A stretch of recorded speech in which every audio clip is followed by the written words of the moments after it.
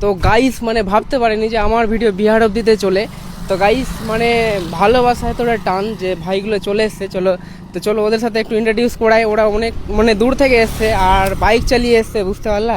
কিন্তু মানে গিভওয়েটা একটু মিস্টেক করে দিল, কারণ দেরি হয়ে গেছে। তো দাদা কিছু বলো, মানে কত দূর থেকে আসলা আর কি? আমরা তো এসেছি দা বিহার থেকে। বিহার থেকে?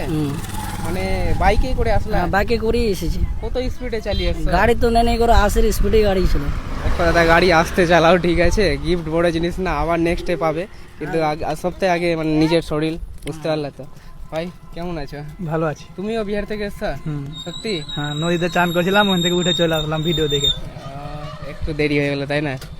ভাই তোমার খবর? ওই তো ভাই, আমরা নদীতে স্নান করছিলাম, তখন কল এলো, তো বলছে যে গিফট একটা আছে, তার জন্য আমরা নদী থেকে উঠে আসলাম স্পিরিটে।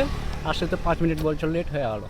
হ্যাঁ একটু লেট হয়ে গেল, মানে তোমরা আসলে আর ওরা নিয়ে বেড়ালো, বুঝতে পারলে তো। তোমরা ভিডিও দেখো সবাই, আবার নেক্সট চেষ্টা করো। হ্যাঁ অবশ্যই, এটাই পেয়েছে।